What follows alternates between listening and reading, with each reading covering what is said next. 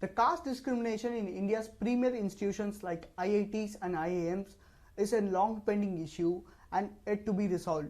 And IIT Madras is not an exception. But very few personalities speak out against this caste discrimination, and we are now joined by Professor Vipin Veetil, who just spoke out against this matter and fighting against the discrimination inside the campus. Hello sir, welcome to ETV Bharat. Thank you. I'm happy to be here. Okay, so the first thing I want to ask that you have alleged discrimination inside the campus. So in what way you face discrimination? So can you please elaborate that? Yeah. So when we say discrimination, or at least when I said discrimination, I have faced it in three distinct ways. The first of which is differential treatment.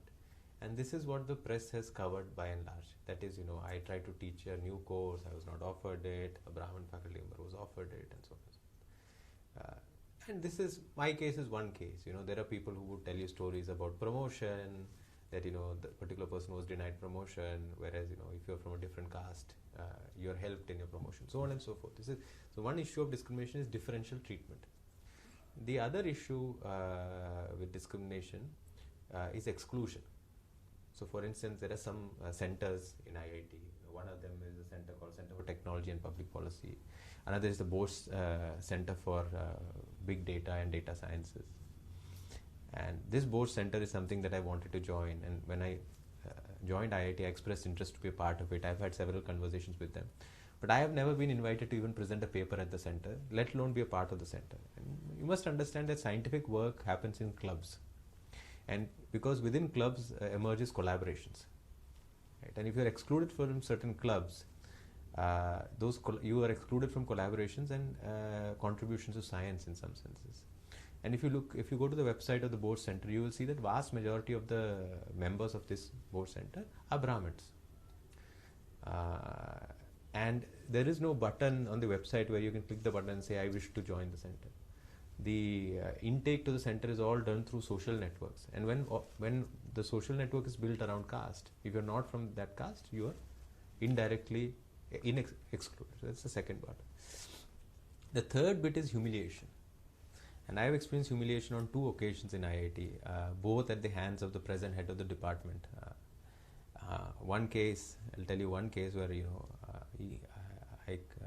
called me into his office to discuss something which had to do with grading, and the discussion went on to certain other matters, and I said, such and such, and I have experienced discrimination in this department, and he turned back to me and said, oh, I don't remember anything, can you explain everything to me again? Now note that this same person has been the recipient of several emails from me about discrimination I faced, and he himself 6 months or so before that told me that if you have evidence, you should go take it to authorities and prove it. So he knows everything, but again he'll sort of feign ignorance and want you to repeat the experiences that you've had. So it's a sense of kind of trying to humiliate you in some ways, right? So it's just one of the ways. So I have experienced all three aspects of discrimination, which is differential treatment, exclusion, and humiliation. So you have complained to the OBC Commission, right? Yes, yeah. So how satisfied with the work of the commission? I can't in general comment on the work of the OBC Commission. I don't know enough about it, but I can tell you about my experience. So I complained to the OBC Commission. Well, fairly long ago, but within the month of August. But it's been a while. But I received a letter from the OBC Commission yesterday, and the letter is dated 18th of August. I have received the letter is sent to the director, and I am a recipient of a copy of the letter. And the commission instructs the director to conduct an inquiry and submit a report within 7 days. Now, this is problematic in two distinct ways. The first is that I have complained to the OBC Commission, and they must understand that if I have reached out to them, it must be because I have exhausted mechanisms of complaint within the institute, or I feel unsatisfied with the grievance addressal mechanisms within the institute, which is why I have reached out to the OBC Commission.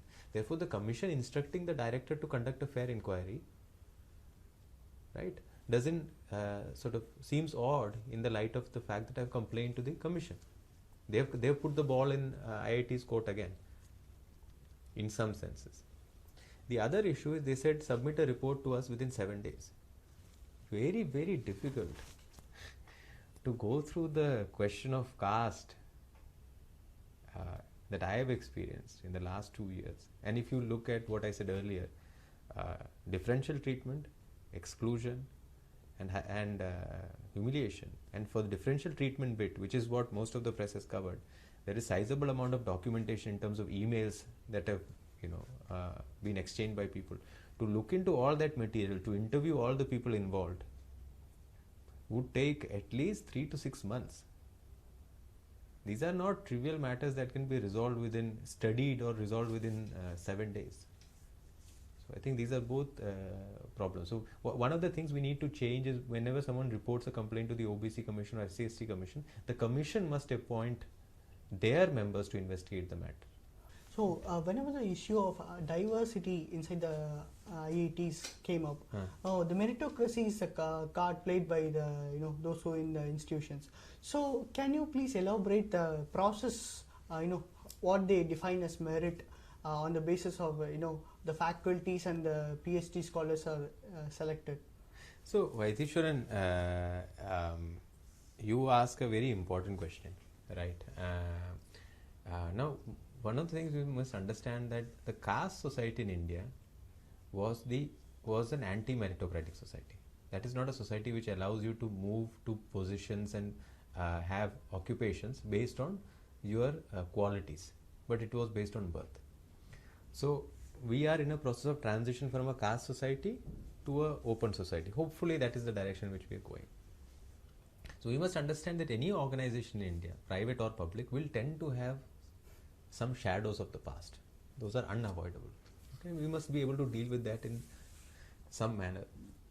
Now, as far as the recruitment of faculty is concerned, so let me talk about faculty because that is where judgment enters.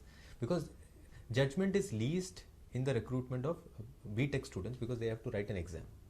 There you can talk about the questions of merit in terms of which students had access to what resources at what points of time in their life. Some may be very intelligent but did not get IIT coaching, or even no. Yesterday I met a gentleman who had lived in Dharavi. It was at the age of 25 that he knew that there is something called IIT Bombay, and he wanted to apply, but he was not eligible because of the age. So that's a different question. But now, even if you take sort of a primitive view of merit,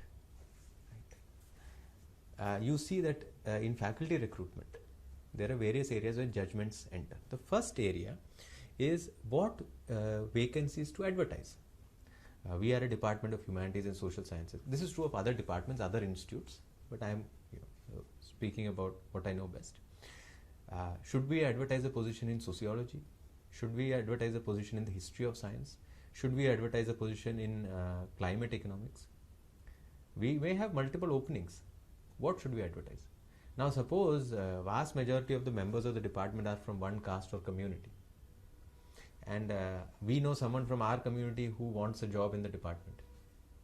We may advertise a position which he or she would fit into.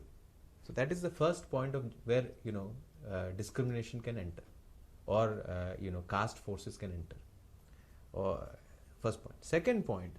Now, even if you put an advertisement which is not from that intention, you wanted to recruit very good people and you genuinely had the need for an economist, lots of people will apply. Some people have PhDs from University of Michigan, somebody has the University of George Mason, somebody has a PhD from a university in Spain, somebody has a PhD from the Indian Statistical Institute, all good places. All 4 people have published in different journals. Now, how do you evaluate these applications and how do you shortlist them for interview? Again, judgment enters. And there is a place that caste sentiments can play a role, because you cannot aggregate these things into some point or number formula. Next stage is interview. Now, suppose someone is called in for an interview. What kind of questions should be asked of the person? Now, if I want to recruit you, Vaidishwaran, I am certain I can ask some questions in which you will excel. if I want to reject you, I'm certain I can ask some questions you'll absolutely fail in. Right? So if I have certain caste intentions, then those can also be expressed at the stage of interview. So there is nothing in the government system which incentivizes bureaucrats to recruit on the basis of merit. In fact, there is a great deal of incentives for bureaucrats to recruit on the basis of caste and community, because your caste and community will reward you informally for having recruited those people. So there is nothing inherently meritocratic in the system. This is not to say, some outlets said that Vipin has said there is no merit in IIT. That's not the point I was trying to make. The point is that various forces play a role. Merit is not the only one. Caste too plays a role, and a sizable role in recruitment. And the extent to which caste plays a role will vary from institution to institution. But in some institutions it may not be caste, it may be ideology. We all belong to we share ideology. Somebody comes who is very meritocratic, but we don't share this person's ideology. We have all those 3 or 4 stages at which we can reject the person, and it's not a black and white question where the person can challenge us or go to court. There is no entrance exam to hire professors in IIT, in the same way that there is no entrance exam to be a part of to be an economic advisor to the Prime Minister of India. These are all places where judgment is exercised. You want that interview process, the recruitment process, to be more transparent and accountable. Now, Vaidishwaran, the issue is that there is no easy way to make that happen. You cannot make that. There is, within the government system, one possibility is to enforce a certain degree of affirmative action. Okay, so marginally the government system can be improved, but big changes will only happen if you open up the supply side of education. Right now, for instance, it's very difficult to set up new universities in India. The whole system is highly regulated. We need a system where there is freedom for people to set up new universities, whether they are Indians or not Indians. We need a system where American, British, French, Japanese universities can come and set up campuses in India, and they start competing for students and faculty.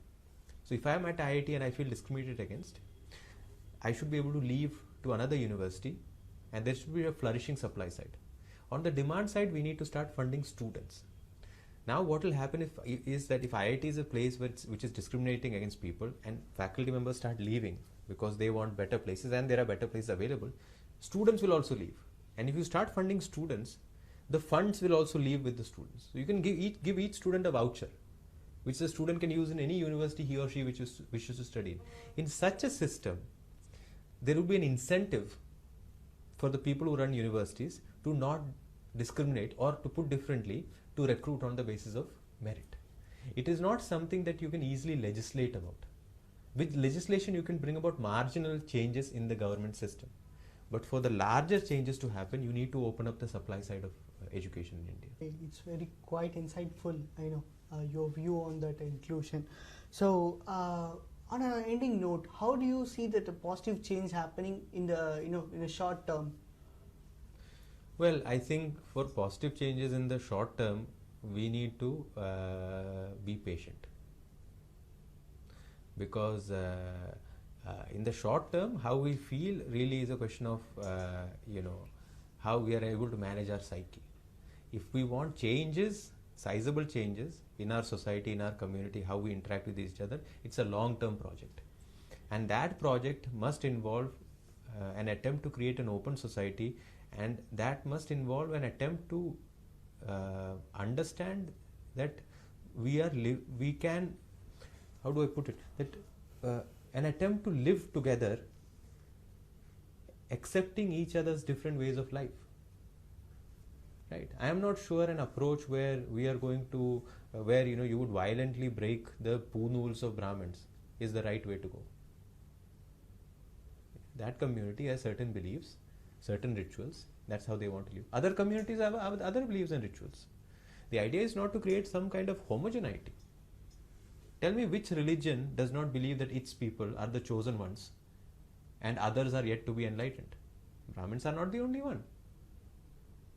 So the idea is that each community, while practicing their own beliefs, rituals, practices, when we come together in shared spaces, how do we interact in the shared spaces such that caste becomes not the only or primary dimension of life through which we meet each other. And I think that's a long process, and we must be patient. This kind of a thing, submit a report within 7 days, I'm not sure that's the way to go forward. We must let time pass. Thank you, Professor Vipin Veetil. Thanks for your time and joining us. I'm very happy to join. Thank you for having had me.